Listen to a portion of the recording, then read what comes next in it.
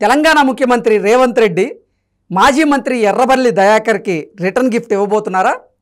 భూ కబ్జా కేసులో ఎర్రబెల్లి దయాకర్ రావు అరెస్ట్ కాబోతున్నారా అంటే అవుననే సమాధానం ఇస్తున్నారు కొంతమంది రాజకీయ విశ్లేషకులు. ఇక ఇదే అంశానికి సంబంధించి మనతో మాట్లాడేందుకు ప్రముఖ రాజకీయ విశ్లేషకులు, ప్రముఖ సీనియర్ జర్నలిస్ట్ సిఎస్ రావు గారు మనతో ఉన్నారు. సార్తో మాట్లాడదు. Sir hi sir. Hello sir. ముఖ్యమంత్రి రేవంత్ రెడ్డి ఎర్రబెల్లి దయాకర్ రావు గారికి రిటర్న్ గిఫ్ట్ ఇవ్వబోతున్నారని, భూ కబ్జా కేసులో ఎర్రబెల్లి దయాకర్ రావు గారు అరెస్ట్ కాబోతున్నారు, జైలుకు వెళ్ళబోతున్నారు అంటూ కూడా ఒక వార్త ఇప్పుడు సోషల్ మీడియాలో చక్కర్లు కొడుతూ ఉంది. ఏంటి సార్ ఈ వార్తలో వాస్తవం ఉందా? శుభు, ఇప్పుడు కదిలిచ్చే కొద్దీ రకరకాల అంశాలు బయటకు వస్తున్నాయి. తీగలాగితే డొంక కదిలింది అనేటువంటి సామెత ఉంది కదా, అలాగా ఇప్పుడు తెలంగాణలో గత 10 సంవత్సరాల నుంచి ఏం జరిగింది అనే దాని మీద రేవంత్ రెడ్డి ఒక స్క్రూటినీ చేస్తున్నారు. కాళేశ్వరం దగ్గర నుంచి మొదలు పెడితే ప్రతి చోట కూడా అక్రమాలు, అవినీతి, దొమ్మీలు, కబ్జాలు ఇవే కనిపిస్తున్నాయి ఆయనకి. సో అందుకే అన్ని ఎంక్వైరీ చేస్తున్నారు. ఈ లోపల మెయిల్ వచ్చింది, రేవంత్ రెడ్డికి ఒక మెయిల్ వచ్చింది 2 రోజుల బ్యాక్, 2 రోజుల క్రితం. ఎవరు? శరణ్ చౌదరి అనే అతను ఒక మెయిల్ పంపించారు. ఆ శరణ్ చౌదరి మెయిల్ ఏంటంటే, సారాంశం ఏంటంటే డీజీపీకి కూడా పంపించారు, రవిగుప్తాకు కూడా ఈ మెయిల్ పంపించారు. పంపిస్తే దాని సారాంశం ఏంటంటే ఎర్రబెల్లి దయాకర్ మంత్రి హోదాలో తన ఆస్తిని బలవంతం చేసి రాయించుకున్నారు అనేది అతను చేసినటువంటి కంప్లైంట్. ఆ మెయిల్ని ఫార్వర్డ్ చేశారు. జనరల్గా ఇన్వెస్టిగేషన్ ఫార్వర్డ్ చేస్తారు కదా, ఫార్వర్డ్ చేసినప్పుడు ఇన్వెస్టిగేషన్ చేసినప్పుడు దాంట్లో ప్రాథమికమైనటువంటి ఆధారాలు దొరికాయి అని చెప్పి చెప్తున్నారు పోలీసులు. ప్రాథమిక ఆధారాలు దొరికాయి. శరణ్ చౌదరి అనే అతన్ని భయపెట్టి ఎర్రబెల్లి దయాకర్ రావు మంత్రిగా ఉన్నప్పుడు అతని ఆస్తిని తన బంధువుల పేరు పైన రాయించారు, కబ్జా చేసి తన బంధువుల పేరు రాయించారు అనేది ఆయన చేసినటువంటి ఆరోపణ. అయితే దాని మీద ఎర్రబెల్లి దయాకరు కౌంటర్ ఇస్తున్నారు. ఇప్పుడు అతనే ఎన్ఆర్ఐ విజయ్ అని అతనికి రాసిచ్చాడు, అది అతను రాసిచ్చినటువంటి ప్రాపర్టీ తప్ప మేము రాయించలేదని చెప్పి చెబుతున్నాడు. ఇతనేమంటున్నాడు శరణ్ చౌదరి, ఆ రోజు తీసుకెళ్ళి మ్యాన్ హ్యాండ్లింగ్ కూడా చేయించారు నన్ను, ఈ ప్రణీత్ రావు అనే అతనితో మ్యాన్ హ్యాండ్లింగ్ కూడా చేయించి నన్ను ఒత్తిడి తీసుకొచ్చి అది రాయించే ప్రయత్నం చేశారు. చేస్తే నేను తప్పని పరిస్థితుల్లో నేను చేయాల్సి వచ్చింది, భయపించారు నన్ను అని చెప్పి ఆయన చెప్తున్నారు. సో దాని మీద ఇప్పుడు కేసు పెట్టి ఇప్పుడు ఎర్రబెల్లి దయాకర్ రావుని అరెస్ట్ చేసే అవకాశం ఉంది అనేటువంటిది ఇప్పుడు ప్రచారం జరుగుతుంది. వాస్తవంగా ఎర్రబెల్లి దయాకరు, రేవంత్ రెడ్డి ఇద్దరు తెలుగుదేశం పార్టీలో చాలా సాన్నిహిత్యంగా ఉండేవాళ్ళు. తర్వాత ఎర్రబెల్లి దయాకరు అసలు ఓటుకు నోటు కేసులో ఎర్రబెల్లి దయాకరే ప్లాన్ చేసి మరీ రేవంత్ రెడ్డిని ఇరికించాడు అంటూ కూడా గతంలో కొన్ని వార్తలు వచ్చాయి.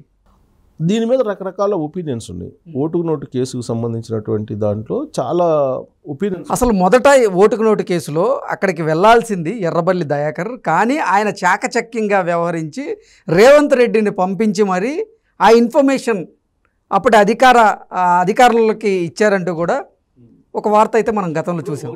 పొలిట్ బ్యూరో మెంబర్గా ఉన్నాడు ఎర్రబెల్లి దయాకర్, అధికార ప్రతినిధిగా రేవంత్ రెడ్డి ఉన్నారు. సో అయినప్పటికీ కూడా ఇతను రేవంత్ రెడ్డి తెలుగుదేశం పార్టీలో అధికార ప్రతినిధిగా ఉన్నప్పుడు కొంచెం ప్రెస్ మీట్ కానీ, లేదంటే కొంత స్టడీ చేసి కానీ మెటీరియల్, లేదంటే ఆ తెలుగుదేశం పార్టీ లైబ్రరీ ఇచ్చిన దాన్ని ఎగ్జాక్ట్గా ప్రజెంటేషన్ చేయటంలో కానీ ఇతను కొంత నేర్పరి. అదే ఎర్రబెల్లి దయాకర్కి అలాంటి నేర్పరితనం లేదు. ప్రెస్ మీట్ పెట్టడం, తర్వాత దాన్ని కొంచెం అర్థమయ్యే రీతిలో, ప్రజలకు రీచ్ అయ్యే రీతిలో చెప్పేటువంటి ఆ నేర్పరితనం, ఆ నైపుణ్యం లేదు ఎర్రబెల్లి దయాకర్కి. అందుకే ప్రెస్ మీట్లు ఎప్పుడు పెట్టినా కానీ పొలిట్ బ్యూరో మెంబర్ అయి ఉన్నప్పటికీ కూడా ఎర్రబెల్లి దయాకరు రేవంత్ రెడ్డిని పక్కన కూర్చోబెట్టుకునేవాడు. సో కాబట్టి వాళ్ళిద్దరికి కొంత సాన్నిహిత్యం ఉంది. ఎప్పటి వరకు? ఓటుకు నోటు కేసు అయ్యేంత వరకు ఉంది.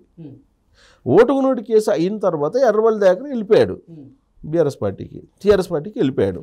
ఆ తర్వాత రేవంత్ రెడ్డి ఏదో స్క్రూటినీ చేసి, లేదంటే వాళ్ళ అనుయాయులు, లేదంటే పార్టీలో ఇంటర్నల్గా జరిగినటువంటి రకరకాల చర్చలు ఇవన్నీ కనుక మొత్తం వింటుంటే రకరకాల ఒపీనియన్స్ ఉన్నాయి ఇది ఓటుకు నోటు కేసులో. అసలు ఇప్పుడు రేవంత్ రెడ్డి మీద కూడా అనుమానం ఉంది. రేవంత్ రెడ్డి అసలు 1.5 గంట ఎందుకు ఉండాలి? పోయినటువంటిది ఏంటి? ఓటు అడగడానికి పోయాడు సెబాస్టియన్ దగ్గరికి, అంతే కదా. పోయి ఓటు అడగడానికి వెళ్ళినప్పుడు 1.5 గంట కూర్చోవాల్సిన అవసరం ఏంది? ఆ ఏసీబీ వాళ్ళు వచ్చేదాకా ఆయన కూర్చున్నాడు. అసలు ఎందుకు అంతసేపు కూర్చోవాలి? అసలు అంతసేపు కూర్చోకపోతే అసలు ఈ గొడవే ఉండదు కదా అనేది ఒకటి వినిపిస్తుంటుంది. లేదు కొంతమంది ఏం చెప్తుంటారు, ఎర్రబెల్లి దయాకరే ఒక స్పైగా వ్యవహరించాడు, అప్పటికే కేసీఆర్తో టచ్లో ఉన్నాడు ఎర్రబెల్లి దయాకర్, ఒక స్పైగా వ్యవహరించాడు ఎర్రబెల్లి దయాకర్, అందుకే ఓటుకు నోటు కేసులో రేవంత్ రెడ్డి దొరికాడు అనేది ఇంకొక వర్షన్ వినిపిస్తుంది. బహుశా దాన్ని మీద దృష్టిలో పెట్టుకుని ఎర్రబెల్లి దయాకర్ని అంటే ఎలాగో కంప్లైంట్ వచ్చింది, చట్టం తన పని తాను చేసుకోబోతుందని చెప్పేసి బహుశా ఎండార్స్ చేస్తే ఎర్రబెల్లి దయాకర్ని రాబోయేటువంటి రోజుల్లో అరెస్ట్ చేసే అవకాశం ఉందా, జైలుకి పంపించే అవకాశం ఉందా అని అంటే రేవంత్ రెడ్డి ఆల్రెడీ జైలుకి పంపించిన అంటే రేవంత్ రెడ్డి ఎర్రబెల్లి దయాకర్ రావు గారికి రిటర్న్ గిఫ్ట్ ఇవ్వబోతున్నారంటూ కూడా ఒక వార్త ఇప్పుడు సోషల్ మీడియాలో చక్కర్లు కొడుతుంది. ఇప్పుడు ఏదైతే ఇందాక నువ్వు ప్రస్తావించావో ఎర్రబెల్లి దయాకర్ అనే అతను స్పైగా వ్యవహరించాడు అని చెప్పి రేవంత్ రెడ్డి కనుక 100% కనుక ఆయన నమ్మితే విశ్వసిస్తే ఓటుకు నోటు కేసులో అతని వల్లనే ఇతను జైలుకి వెళ్ళాడు అనేది కనుక అతనికి ఇన్ఫర్మేషన్ ఉంటే డెఫినెట్గా రిటర్న్ గిఫ్ట్ అనేది ఉంటుంది.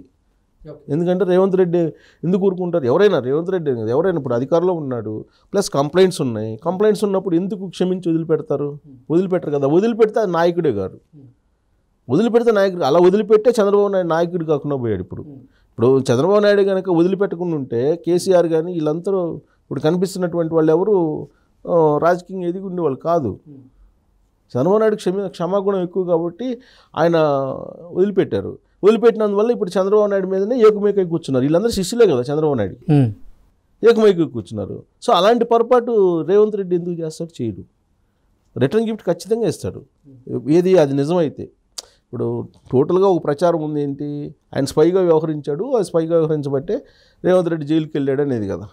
ఒక రకంగా ఓటుకు నోటు కేసు రేవంత్ రెడ్డి రాజకీయ ప్రయాణాన్ని వేగవంతం చేసింది. ఆ కేసు లేకపోతే అసలు రేవంత్ రెడ్డికి ఇవాళ అంత ఇమీడియట్గా అంటే చాలా తక్కువ టైంలో ఎక్కువ పొజిషన్కి వెళ్ళేటువంటి అవకాశం రాకపోయి ఉండేదేమో. వన్స్ జైలుకి వెళ్ళాడు కాబట్టి జైలుకి వెళ్ళి వచ్చిన తర్వాత ఆయనకి వర్కింగ్ ప్రెసిడెంట్ ఇవ్వడం, తెలుగుదేశం పార్టీలో కీ రోల్ ఇవ్వడం, తర్వాత ఫైనాన్షియల్గా కొంత సపోర్ట్ చేయటం, ఇవన్నీ జరిగాయని చెప్పి చెప్పుకుంటూ ఉంటారు తెలుగుదేశం పార్టీలోనే. సో అది ఒక టర్నింగ్ పాయింట్, వాస్తవంగా రాజకీయాల్లో ఒక టర్నింగ్ పాయింట్ రేవంత్ రెడ్డికి అని చెప్పి చెప్పుకోవాలి. సో ఏదైనా జైలుకి ఆ రోజు పంపించి ఇప్పటికి కూడా ఆయన్ని మచ్చ వెంటాడుతుంది కాబట్టి రేవంత్ రెడ్డిని ఆ మచ్చ ఓటుకు నోటు కేసు మచ్చ ప్రతివాడు అదే మాట్లాడుతున్నారు కదా. ప్రతి వాళ్ళు ఏ సందర్భంలో రేవంత్ రెడ్డి మీద కోపం ఉన్నా కానీ ఓటుకు నోటు కేసు గురించి మాట్లాడుతున్నారు. సో కాబట్టి ఓటుకు నోటు కేసుకు సంబంధించి అసలు ఏం జరిగింది అనేది పుట్టుపూర్వతలో ఎత్తుతున్నారు. ఇప్పుడు దాని వెనక అసలు ఫోన్ ట్యాపింగ్ అనేది కదా ఫస్ట్ ఫోన్ ట్యాపింగ్ జరిగింది, దాని మూలాలు ఇప్పుడు వెతుకుతున్నారు. దాంతోపాటు ఇప్పుడు అసలు స్పైగా వ్యవహరించింది ఎవరు అనేది కూడా వెళ్తారు. వెళ్ళినప్పుడు డెఫినెట్గా ఎర్రబెల్లి దయాకర్ని అరెస్ట్ చేసేటువంటి అవకాశం ఉంది. రిటర్న్ గిఫ్ట్ అయితే ఇస్తారు. తను జైలుకి పంపించిన వాడిని ఎందుకు వదిలిపెడతారు, అతను కూడా జైలుకి పంపిస్తారు కదా, జైలుకి పంపించేటువంటి అవకాశం. పైగా ఇప్పుడు అక్కడ సురేఖకి మంచి ప్రాధాన్యత ఇస్తున్నాడు, మినిస్టర్ కూడా ఇచ్చారు కదా. ఏది అక్కడ కొండా సురేఖ దంపతులకి ఎర్రబెల్లి దగ్గరికి అసలు పడదు, కానీ కొండా సురేఖకి రేవంత్ రెడ్డి ప్రయారిటీ ఇస్తున్నారు కదా, వరంగల్లో ప్రయారిటీ ఇస్తున్నాడు, మంత్రి పదవి ఇచ్చారు. సో కాబట్టి ఎర్రబెల్లి దయాకర్ని ఖచ్చితంగా వెంటాడుతాడు. ఇంకోటి ఏంటంటే రేవంత్ రెడ్డి ఒక చిన్న ఫార్ములా చెప్పాడు పిసిసి అధ్యక్షుడిగా ఉన్నప్పుడు. అసలు కాకతీయ సామ్రాజ్యం కూలిపోవడానికి కారణం పద్మనాయకులు. రెడ్డి రాజులు సైన్యాధిపతులుగా ఉన్నంతకాలం కాకతీయ సామ్రాజ్యం చాలా పదిలంగా భద్రంగా ఉంది.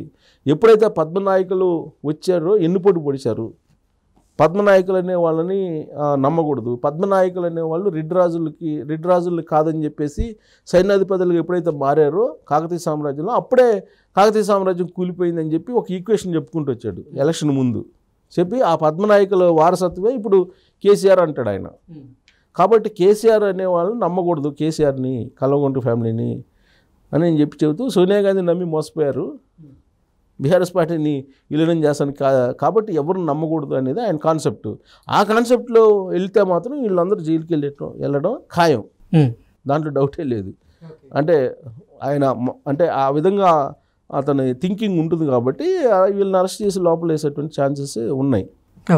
Okay sir, thank you so much.